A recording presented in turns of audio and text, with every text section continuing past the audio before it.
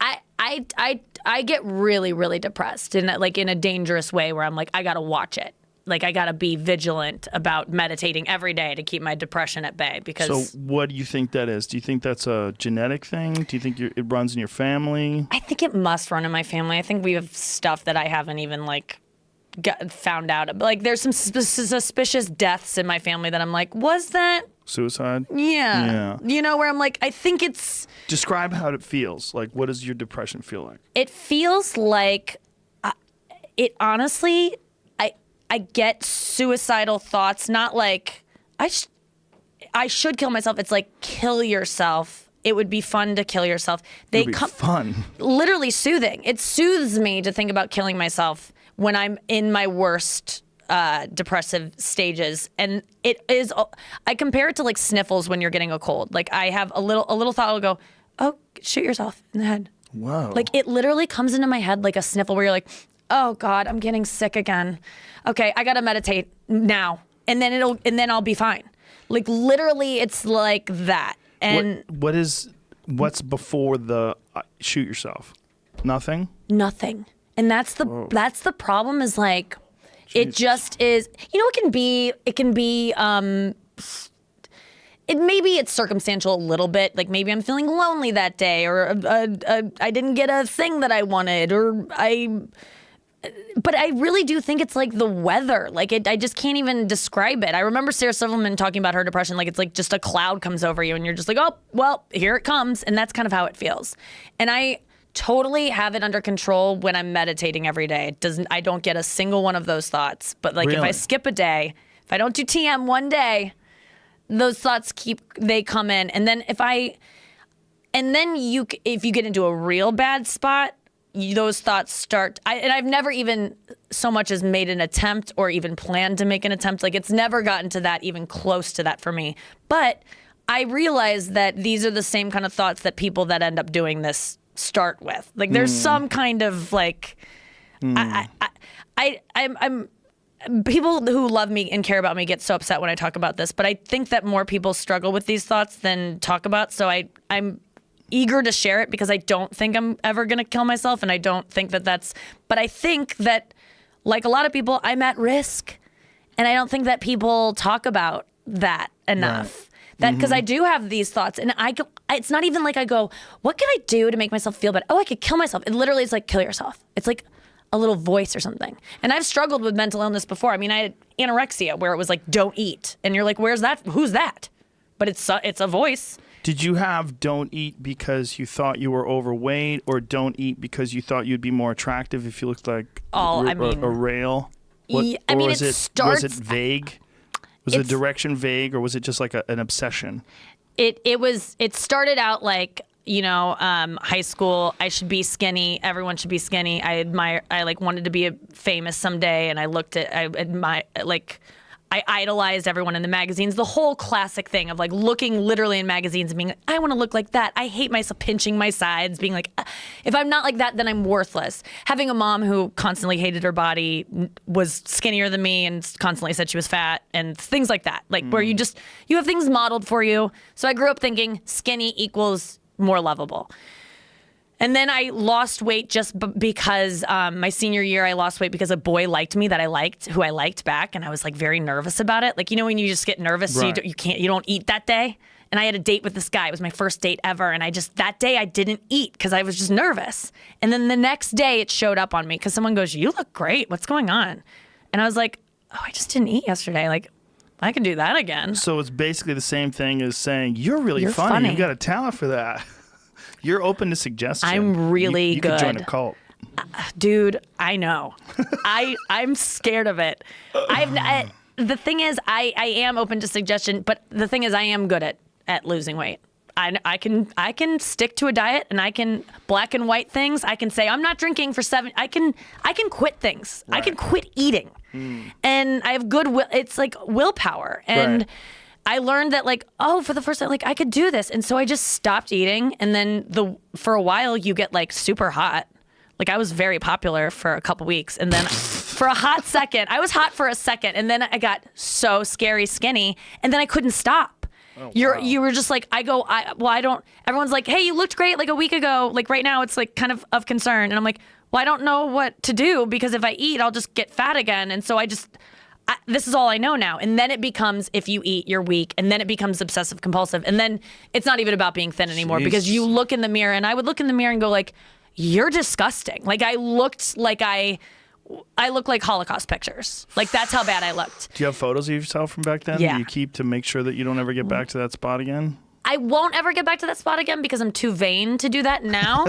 And I know, like, when I see it coming, it's the same way of, like, pot. When I see it starting to interfere with my life, I go, okay, you need to stop smoking pot. And when I see myself get too skinny now, I'm like, okay, you need to stop working out. You're like chaos, but you kind of have a handle on it. Oh, I totally have a handle on it. I won't ever be anorexic or die of depression. Like all these things. Drink yourself to death. No, I won't. Like I'll go a different way, but like those things aren't going to get me because they almost got me before. I mean, anorexia, I should have died. I was going to die from it. And I planned on dying from it. You planned on dying from it? Yeah, because, Joe, I was starving. It sucks to be starving. But you planned on doing that? Yeah, because I wanted to die. I was like, it was a slow suicide. 18. Jesus. 18, 19, 20, 21. How light did you get? I was like, I stopped weighing myself because it was so dangerous to get attached to a number. But the last time I remember weighing myself, I was 98 pounds. That was when I was like admitted to a psych ward when I was 18. And how tall are you? I'm 5'9". And what do you weigh now? I'm 135 now, and I'm skinny now. So yeah, you're not heavy by any stretch of the imagination. Right so now, you were I'm like 35 pounds lighter than this plus. Yeah. Yeah, more. That's crazy. I was so thin. I was so, like... That's crazy. Everywhere I went, people would point and whisper and talk. It was one of those things where it was like, you've seen girls out and about like that. There's a lady that used to go to my yoga class that was terrifying. Yeah. She was so scary. She looked like... I mean, she was a small person, too. She was only like 5'1" or 5'2", and she looked like she probably weighed 80 pounds. Yeah. It was awful. And that's the way people, and I see girls like that now, and I do the same thing that people used to say to me, which is like, just eat a sandwich, bitch. Like, what are you doing? Like, you can't. I know you can't say that, but I don't even relate to the person I was when I wasn't eating because the only way I can say is like, I could not eat. I could not do, it was almost like if you were to if a protein shake, it was like drinking poison. Like, I'm going to die if I drink this. It was that hard to eat. So how'd you get out of it? First of all, I was admitted to a hospital because I was going away to school. I lost all this weight in like a couple months. Like it went away quickly for me and it got scary fast. The school called my parents. My parents were in denial because they didn't want to believe that their daughter was like dying. Oh, great. So they were concerned, but like I was lying to them about, I'm going out to eat. I'm not going to be here for dinner tonight. Just lying. I went to the doctor to get a physical because I was going away to school in this fall. This was July. I went to go get a physical, and my pulse, I have like a low pulse anyway. Like I have bradycardia. I think it's 37 to 42 resting. You have an issue? What is it called? It's called bradycardia. It's just like a low resting pulse rate. And I don't know. You don't exercise? No, I exercise a lot, but even when I don't exercise a lot, I still just have a low.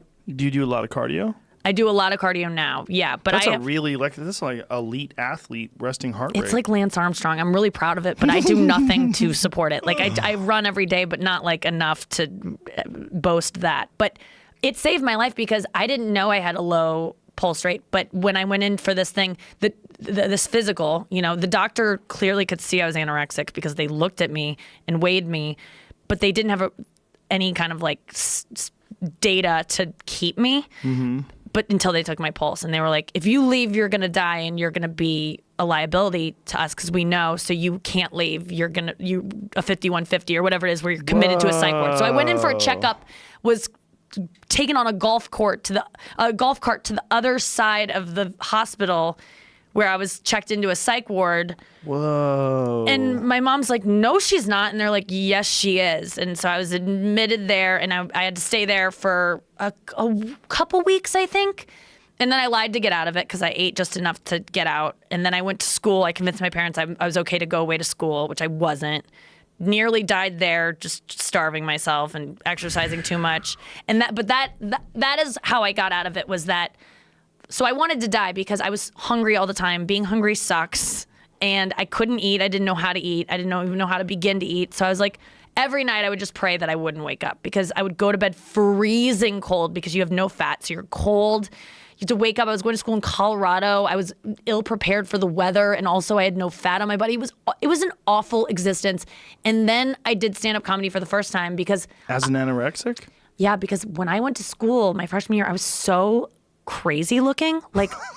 I was like the Nightmare Before Christmas Jack Skellington. Yeah, that is what I looked like. I look at pictures, I'm like, how did you have friends, bitch? But I did, because I became really funny, because I wanted people to go, look over here, don't look at me. So I was a shy kid in high school when I was not anorexic. But then when I needed to make friends, because I went to school alone, I was like, oh, I'll just develop this really over-the-top personality so people don't notice that I'm so thin. So that's when I became funny, really funny. You know, I was always like dormantly funny. But that's when I became like outwardly funny. People started telling me I should be a comedian my freshman year. I tried it. I did it one time. And then I was like, oh, I have a reason to live now. Like, I have a purpose. And that sounds so... stupid, like cliche to say, like, oh, comedy gave me a reason to live, but it really did, because I didn't know I was like, what am I gonna become, a teacher? I don't care. I'm not passionate about that. But this, I was like, okay. So then I was like, I have to gain some weight if I'm gonna now have a career.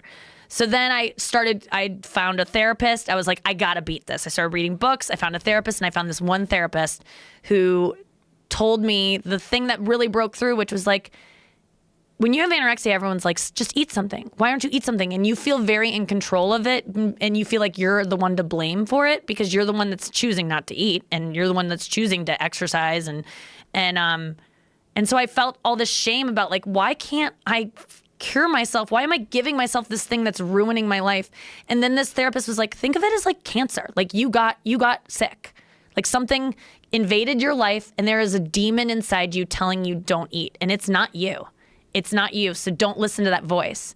And then as soon as I was able to, like, disassociate my illness from, like, it's my choice, it's my doing, I'm not eating, and I was, like, able to see it as, like, The Exorcist. Like, that little girl has, like, a demon inside her that's like, don't eat, bitch, don't eat. If you eat, you're weak. As soon as I was able to go, shut up, voice, then I was able to eat again. It was, like, one way of perceiving my illness that was able for me to, like, crack it. And then it took many years to, like, and I still struggle with, you know, control issues over food, but I'll never be anorexic again.